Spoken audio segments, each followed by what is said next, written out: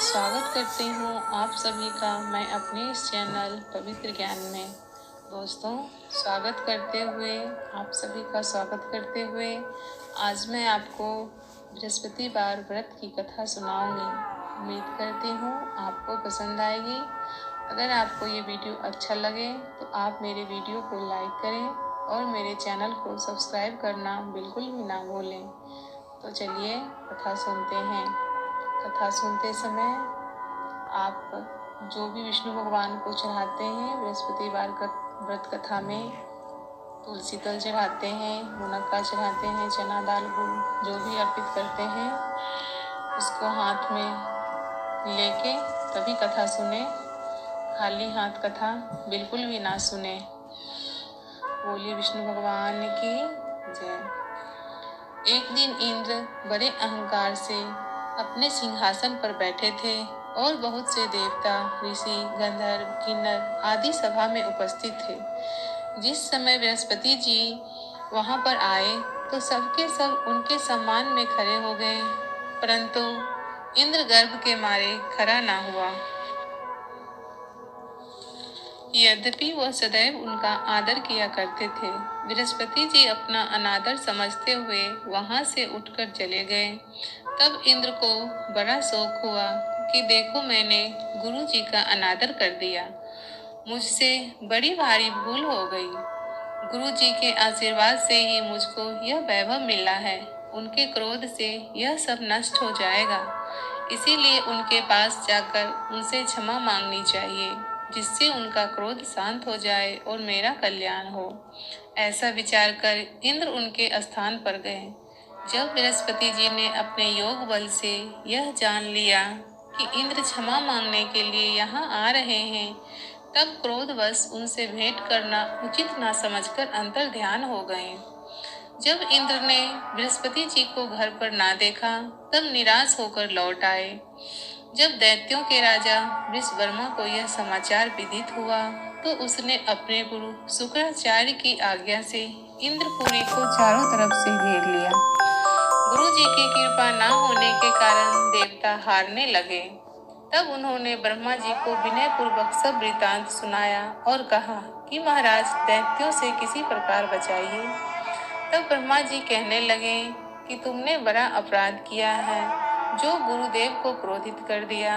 अब तुम्हारा कल्याण इसी में हो सकता है कि त्वष्टा ब्राह्मण का पुत्र विश्वरूपा तपस्वी और ज्ञानी है, उसे अपना पुरोहित बनाओ तो तुम्हारा कल्याण हो सकता है। यह वचन सुनते ही इंद्र त्वष्टा के पास गए और बड़े विनीत भाव से त्वष्टा से कहने लगे कि आप हमारे पुरोहित बनिए, जिससे हमारा कल्याण हो। तब त्वष्टा ने उत्तर दिया कि पुरोहित बनने से तपोबल घट जाता है, परंतु तुम बहुत विनती करते हो, इसलिए मेरा पुत्र विश्वरूपा पुरोहित बनकर तुम्हारी रक्षा करेगा। विश्वरूपा ने अपने पिता की आज्ञा से पुरोहित बनकर ऐसा यत्न किया कि हरि इच्छा से इंद्र वृषवर्मा को युद्ध में जीतकर अपने इंद्रासन पर स्थित हुए। विश्वरूपा के 3 मुख थे। एक मुख से वह सोमपल्ली लता का रस निकालकर पीते थे, दूसरे मुख से वह मदरा पीते थे और तीसरे मुख से अनादि भोजन करते थे। इंद्र ने कुछ दिनों उपरांत कहा कि मैं आपकी कृपा से यज्ञ करना चाहता हूँ। जब विश्वरूपा की आज्ञा अनुसार यज्ञ प्रारंभ हो गया, तब एक दैत्य ने विश्वरूपा से कहा कि तुम्हारी माता तो दैत्य की कन्या है, इस कारण हमारे कल्याण के निमित्त एक आहुति दैत्यों के नाम पर भी दिया करो तो अति उत्तम बात है।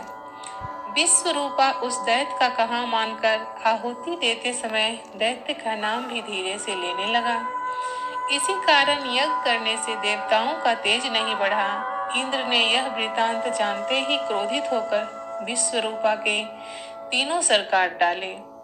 मद्यपान करने वाले मुख से भंवरा, सोमपल्ली करने वाले मुख से कबूतर और अन्न खाने वाले मुख से तीतर बन गए। विश्वरूपा के मरते ही इंद्र का स्वरूप ब्रह्म हत्या के प्रभाव से बदल गया। देवताओं के 1 वर्ष पश्चाताप करने के बाद भी ब्रह्म हत्या का पाप न छूटा।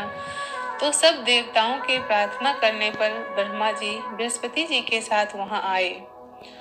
उस ब्रह्म हत्या के 4 भाग किए, उनमें से एक भाग पृथ्वी को दिया। इसी कारण कहीं कहीं धरती ऊंची नीची और बीज बोने के लायक भी नहीं होती।